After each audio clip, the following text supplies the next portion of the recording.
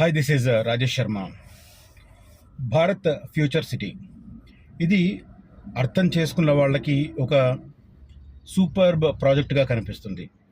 అర్థం కాని వారికి ఇది కూడా ఒక ప్రభుత్వాలు చెప్పే ఒక డొల్ల మాటల సమాహారంలాగా అనిపిస్తూ ఉంటుంది. సో నేను చాలా పెద్ద పదం వాడాను, డొల్ల మాటల సమాహారం అని. ఇది చాలామందికి అర్థం కాదులేండి. అంటే లేనిపోని మాటలతో టైం పాస్ చేసే వ్యవహారంగా చాలామంది ఫీల్ అవుతూ ఉన్నారు. నేను సరళంగా భాషలో చెప్తూ ఉన్నాను. కానీ లోతుగా వెళ్ళి ప్రభుత్వ ప్రతిపాదనలను, ప్రాజెక్టులను వివిధ ప్రైవేటు సంస్థలతో, అంతర్జాతీయ దిగ్గజ సంస్థలైన మైక్రోసాఫ్ట్ కానీ, గూగుల్ కానీ, వరల్డ్ ట్రేడ్ సెంటర్ కానీ, తర్వాత దేశీయంగా దిగ్గజ సంస్థలైన రిలయన్స్ రిలేటెడ్ సంస్థలు కానీ, తర్వాత ఫార్మా రంగంలో దిగ్గజ సంస్థలైన Aurobindo pharma, doctor Reddy's laboratories, gland pharma, Hetero drugs కానీ, ఇలాంటి సంస్థలతో చేసుకుంటున్న ఒప్పందాలు, దాంతోపాటు ఇక్కడ నెలకొల్పబోయే యంగ్ ఇండియా స్కిల్ యూనివర్సిటీకి భారత ఒక ఇంటిగ్రిటీ కలిగిన, దేశ సమగ్రతకు సంబంధించిన ప్రాధాన్యత కలిగిన Mahindra and Mahindra company chairman Anand Mahindra గారిని చైర్మన్గా పెట్టడం కావచ్చు. తర్వాత ఇప్పుడు స్కిల్ యూనివర్సిటీకి దగ్గరలోనే రానున్న sports complex, sports university, international cricket స్టేడియంకు సంబంధించి కూడా ఒక నేషనల్, ఇంటర్నేషనల్ దిగ్గజ సంస్థలను అక్కడ దింపడం కానీ, ప్రముఖులను అక్కడ ఇన్వాల్వ్ చేయడం కానీ, తర్వాత బాలీవుడ్ ప్రముఖులను, టాలీవుడ్ ప్రముఖులను దాంట్లో ఇన్వాల్వ్ చేయడం కానీ, ఇలాంటివన్నీ లోతుగా అధ్యయనం చేయగలిగిన సామర్థ్యం ఉన్న వాళ్ళకు మాత్రం ఇది ఒక రియలైజేషన్ కాబోతున్న ఒక కళగా కనిపిస్తుంటుంది, ఒక ప్రాజెక్టుగా కనిపిస్తుంటుంది. ఏమీ చదవకుండా, ఇంకా చెప్పాలంటే అసలు రోజు పేపర్లు కూడా తిరగేయని వాళ్ళు యూట్యూబ్లో ఏదో చెత్త వాగుడుతుంటే దాన్ని నమ్ముతున్న వాళ్ళు ఉన్నారు. చాలా అన్ఫార్చునేట్ థింగ్. అసలు వాళ్ళు చెప్పేదానికి ప్రాతిపదిక ఏమన్నా ఉందా? ఇప్పుడు నేను ఒక వీడియో చేస్తున్నాను, దానికి ఒక ప్రాతిపదిక, కొన్ని నేను ఆర్టికల్స్లో భాగాలను చదివి వినిపిస్తాను. దాంతోపాటు నన్ను కలిసిన వారికి ప్రభుత్వ ప్రతిపాదనలకు సంబంధించిన అఫీషియల్ డాక్యుమెంట్స్ కూడా చూపిస్తాను. ఇలాంటివి చూసి కూడా మళ్ళీ ఏమీ తెలియని, ఇంకా ఒక మాట అంటే బాగుండదు కానీ అసలు వాళ్ళు రోజు పేపర్ కూడా తిరిగారు, అలాంటి వారికి వాళ్ళు యూట్యూబ్లో కొన్ని వాగుతేసరికి వాళ్ళతో నన్ను కంపేర్ చేస్తుంటారు. నిజంగా I feel embarrassment when they compare with other. Okay, leave it. వాళ్ళ యాంగిల్లో కరెక్ట్ చేసుకుంటుండొచ్చు, వాళ్ళ ఉపాధి కోసం వాళ్ళు చేసుకుంటుండొచ్చు, తప్పు కాదు. కానీ జెన్యూన్ ఇన్ఫర్మేషన్ ఏది అన్నది అనలైజ్ చేసుకోవాల్సిన బాధ్యత, కనీస బాధ్యత ప్రేక్షకుడి మీద ఉంటుంది, కస్టమర్స్ మీద ఉంటుంది. జెన్యూన్ ప్రాపర్టీని, జెన్యూన్ అడ్వైజ్ను అర్థం చేసుకోలేకపోతే ఖచ్చితంగా తప్పటడుగు వేస్తారు, పప్పులో కాలేస్తారు, డెఫినెట్గా బురద అంటించుకుంటారు. తర్వాత ఆ బురదను కడుక్కోవడానికి సంవత్సరాల పాటు నిరీక్షించాల్సి వస్తుంది. రైట్. భారత్ ఫ్యూచర్కి సంబంధించి అటు నమ్మేవాళ్ళు ఉన్నారు, ఇటు నమ్మని వాళ్ళు ఉన్నారు. కానీ లేటెస్ట్ అప్డేట్స్ను అందించడం నా బాధ్యతగా నేను ఫీల్ అవుతున్నాను. దాంట్లో భాగంగా ఇప్పుడు చెబుతున్నాను. ఈ వీడియో చాలా కీలకమైన అప్డేట్స్ని ఇస్తుంది మీకు. అసలు how future city is the best now to invest అనేది మీకు అర్థమవుతుంది. సో వీడియో స్కిప్ చేయకుండా మొత్తం చూడండి. నేను పదే చెప్తుంటాను అసలు ఫ్యూచర్ సిటీ అంటే ఏంటి అనేది.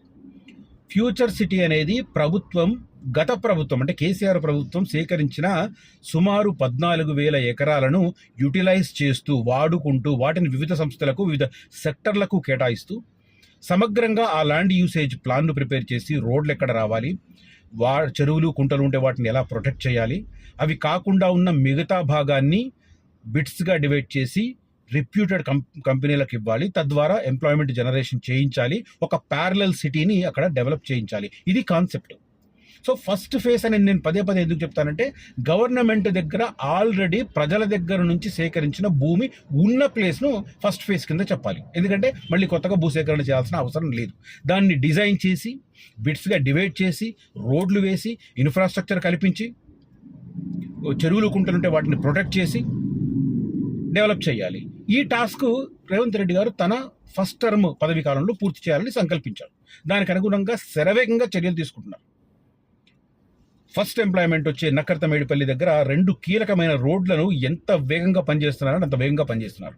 ఎందుకంటే ఉగాది రోజు, మార్చి 19వ తేదీన ఉగాది రోజు అక్కడ 2-3 సంస్థలు తమ గ్రౌండ్ బ్రేకింగ్ ప్రోగ్రామ్ని స్టార్ట్ చేయబోతున్నాయి. అంటే ఏమంటారు దాన్ని, శంకుస్థాపన కార్యక్రమాలను, వాళ్ళ ప్రాజెక్టులను నిర్మాణానికి సంబంధించి. కాబట్టి ఆలోగా రోడ్లు పూర్తి చేయాలన్న సంకల్పంతో ఆయన ఫాస్ట్గా వర్కౌట్ చేస్తున్నారు. ఇది మనకు గ్రౌండ్ లెవెల్లో వెళ్ళిన వారికి కనిపిస్తుంది.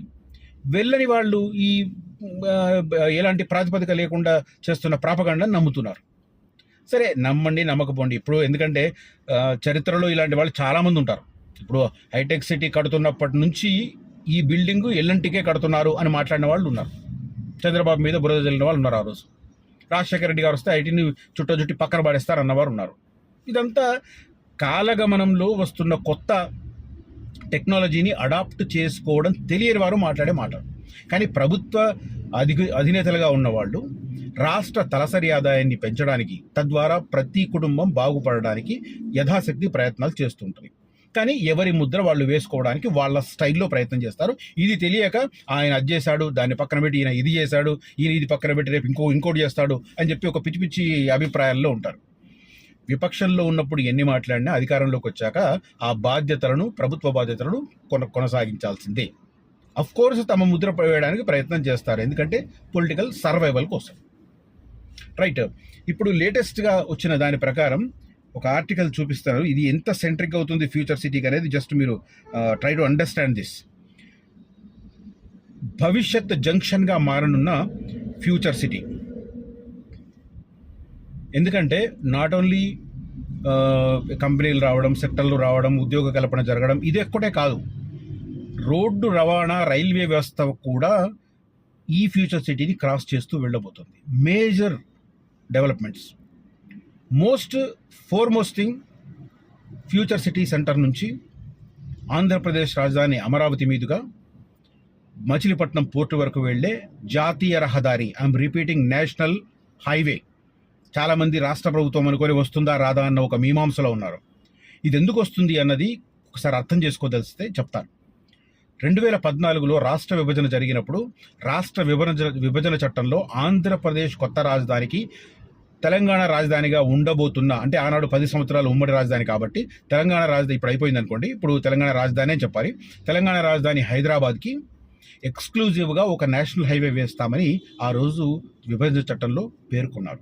దానికి సంబంధించి కొన్ని కార్యక్రమాలు జరిగాయి. కొత్త దారి వద్దు, ఈ నాగార్జున సాగర్ రోడ్డునే అలా చేయండి అని అన్నారు అప్పట్లో. కానీ ఈలోగా జగన్ గారు రావడం, ఆయన 3 రాజధానుల కాన్సెప్ట్ని తెర మీదకు తీసుకురావడంతో అమరావతికి ప్రాధాన్యత తగ్గింది. దానివల్ల ఒక 5 ఏళ్ల పాటు ఈ జాతీయ రహదారి, కేంద్రం ఇస్తానన్న జాతీయ రహదారి అతి గతి లేకుండా పోయింది. ఆ తర్వాత మళ్ళీ చంద్రబాబు గారు రావడం, రేవంత్ రెడ్డి గారికి ఇక్కడ ఫ్యూచర్ సిటీకి ప్రాధాన్యత తెప్పించాలనుకోవడం. ఎందుకంటే ఫ్యూచర్ సిటీలో తెలంగాణ నుంచి ఇన్వెస్ట్మెంట్స్ ఎంత వస్తాయో ఆంధ్రప్రదేశ్ ప్రజల నుంచి కూడా ఇన్వెస్ట్మెంట్స్ అంతే వస్తున్నాయి. సంస్థల పరంగా చూస్తే కూడా తెలంగాణ సంస్థలు, ఆంధ్రప్రదేశ్ సంస్థలు సమానంగా ఉన్నాయి. జాతీయ సంస్థలు వస్తున్నాయి, ఇంటర్నేషనల్ సంస్థలు వస్తున్నాయి. సో ఓవరాల్గా ఆంధ్రప్రదేశ్కు కూడా యాక్సెస్ ఉండాలనే ఉద్దేశంతో ఫ్యూచర్ సిటీ కుర్మెద్ద జంక్షన్ నుంచి స్టార్ట్ అయ్యే ఈ నేషనల్ హైవేని నల్గొండ, మిర్యాలగూడ మీదుగా, అమరావతి మీదుగా మచిలీపట్నం పోర్టు వరకు ప్లాన్ చేస్తున్నారు. అలైన్మెంట్ ఆల్మోస్ట్ ఫైనల్ అయ్యింది. ఏ క్షణమైనా ఆ అలైన్మెంట్ వెలువడదు, ఎందుకంటే ఈ మధ్యనే ఆ సాయిల్ టెస్ట్లు అవన్నీ కూడా జరిగినాయి. తర్వాత లేటెస్ట్గా కేంద్ర ప్రభుత్వం 3 హై స్పీడ్ రైల్వే టెర్మినల్స్ని అనౌన్స్ చేసింది, కారిడార్లను అనౌన్స్ చేసింది. ఆ 3ంటిని కూడా ఒక హై స్పీడ్ రైల్వే టెర్మినల్ నుంచి స్టార్ట్ చేయించే రకంగా ప్రతిపాదనలు సిద్ధం చేసి రాష్ట్ర ప్రభుత్వాన్ని స్థలం కోసం అడిగితే 2 ప్రతిపాదనలు ఇచ్చారు. ఒకటి ఔటర్ రింగ్ రోడ్డుకు లోపల వైపు శంషాబాద్ ఎయిర్పోర్ట్కు మధ్యలో, ఇంకొకటి ఔటర్ రింగ్ రోడ్డుకు అవతల వైపు మహేశ్వరంకు మధ్యలో. ఏ ఏరియా టెర్మినల్కు ఫిక్స్ చేస్తారన్నది ఇంకా క్లారిటీ లేదు. కానీ అక్కడి నుంచి ప్రారంభం కాబోతున్న ఒక కారిడార్, ఏది అమరావతి మీదుగా చెన్నై వెళ్లే కారిడార్ ఫ్యూచర్ సిటీ మీదుగా వెళుతుంది. ఎందుకంటే నేను ఇందాక చెప్పిన నేషనల్ హైవే ఏదైతే ఉందో దాని మధ్యలో ఆ హై స్పీడ్ రైలుకు సంబంధించిన ప్రొవిజన్ ఇస్తున్నారు. లైక్ రతన్ టాటా రోడ్డులో ఏదైతే మెట్రో రైలుకి ఇచ్చారో ఆ రకంగా ప్రొవిజన్ ఇస్తున్నారు.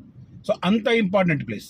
ఇవన్నీ అనలైజ్ చేసుకుంటేనే నేను ఎక్కడ ఎంప్లాయ్మెంట్ ఎక్కువ వస్తుంది, ఎక్కడ ఈ నేషనల్ హైవే వస్తుంది, ఈ నేషనల్ హైవే మధ్యలో హై స్పీడ్ రైలు వస్తుంది.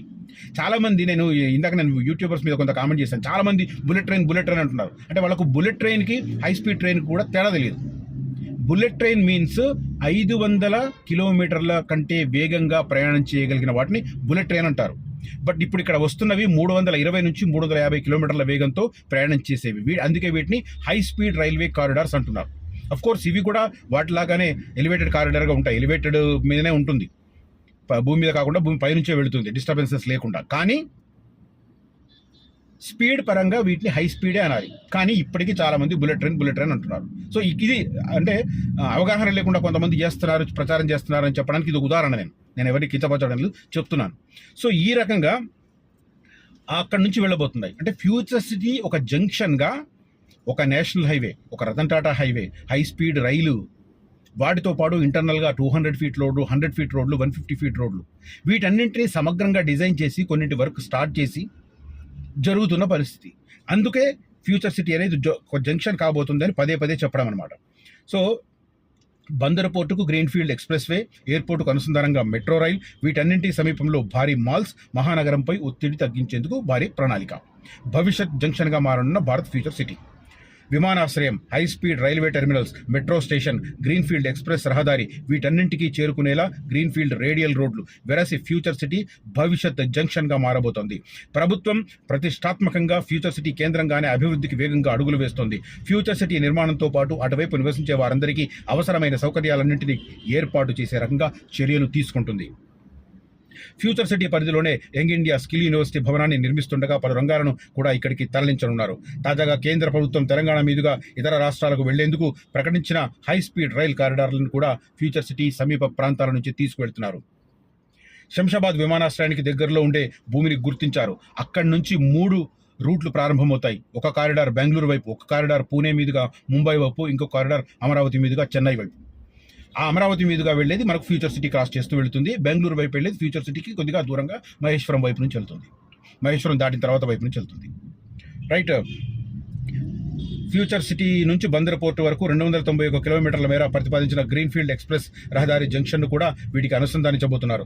వెరసి airport, high speed railway corridor, metro station, greenfield రహదారికి దగ్గరలో అటు ఇటుగా కలిపి భారీ మాల్స్, ఎంటర్టైన్మెంట్ జోన్లు, 24 అవర్స్ వ్యాపార కేంద్రాలు, కమర్షియల్ భవనాలను ఏర్పాటు చేసే రకంగా ప్రతిపాదనలు రూపొందిస్తున్నారు. ఈ మేరకు రాష్ట్రానికి కేంద్రం మంజూరు చేసిన హై స్పీడ్ రైల్వే కారిడార్ను శంషాబాద్ విమానాశ్రయం పక్కనే భూమి ఇస్తామని చెప్పారు.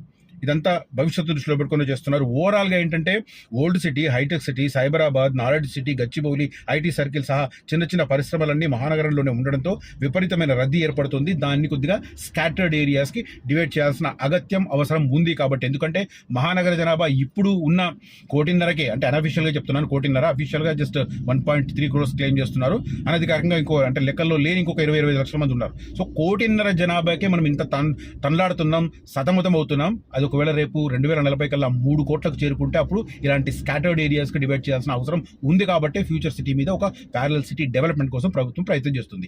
అక్కడ నుంచి ఇక్కడికి వస్తుందా, ఇక్కడ నుంచి అక్కడికి పోతుందా అన్న ఆలోచన మైండ్లోంచి తీసేయాలి. ఎందుకంటే మధ్యలో అడవులు ఉన్నాయి, 4 రిజర్వ్ ఫారెస్ట్లు ఉన్నాయి. మరి ఆ రిజర్వ్ ఫారెస్ట్లు ఎలిమినేట్ చేసి తీసుకుపోరు కదా. అందుకోసం అక్కడ ఒక ప్యారలల్ సిటీ కడుతున్నారు. ఇంటర్లింక్ చేయడానికి రేడియల్ రోడ్స్ వేస్తున్నారు. ట్రావెలింగ్ టైం తగ్గిస్తున్నారు. సో ఇవన్నీ జరుగుతున్న నేపథ్యంలో ఆ సరౌండింగ్లో జనావాసాలను ఏర్పరిచే విధంగా చేస్తున్నారు. తర్వాత ట్రాఫిక్ జామ్స్ అవి లేకుండా కూడా స్పెషల్ ట్రాఫిక్ వ్యవస్థను ఏర్పాటు చేస్తున్నారు. సో ఇవి ఓవరాల్గా ఫ్యూచర్ అంతా అక్కడే అనే రకంగా ప్రభుత్వం ప్రతిపాదనలు నడుపుతుంది అనడానికి ఇది ఒక నిదర్శనం, క్లియర్ కట్గా చెప్పాలంటే. రైట్. ఫ్యూచర్ సిటీకి సంబంధించి అప్డేట్స్ నేను రెగ్యులర్గా ఇస్తూనే ఉంటాను. వాటికి సంబంధించిన సమాచారం తెలుసుకునే వాళ్ళు ఖచ్చితంగా దీన్ని వినాలి. సరైన టైంలో సరైన నిర్ణయం తీసుకోవడం ద్వారా అక్కడ ఇన్వెస్ట్ చేసి లాభం పొందాలని చెప్తుంటాను. ఎందుకంటే అది పోస్ట్పోన్మెంట్ అనేది మన దూరంలో, మన బ్లడ్లో ఉంటుంది. ఏదైనా ఖర్చు పెట్టడానికి, అడమైన ఖర్చు పెట్టడానికి మనం ఏం ఆలోచించాం, తడపడాయించాం, టక్కన ఖర్చు పెడతాం. ఏదైనా ఇన్వెస్ట్మెంట్ అనేసరికి మనకు కెపాసిటీ 50,000 ఉన్నా, ₹1,00,000 ఉన్నా మనం దాన్ని మినిమైజ్ చేసుకునే ప్రయత్నం చేస్తాం. అదే ఏదైనా ఖర్చు అనుకోండి, 50,000 లక్ష్యంతో స్టార్ట్ చేస్తే అది 2 లక్షల దాకా దేకినా కూడా మనం వెళ్ళిపోతాం. చాలా ఇప్పుడు ఫంక్షన్లో ఉంటాయి, దుబారా ఖర్చులు చాలా చేస్తుంటారు. అదే పొదుపు అనేసరికి, సేవింగ్స్ అనేసరికి మనకి కెపాసిటీ ఉన్నా కూడా తగ్గిస్తాం.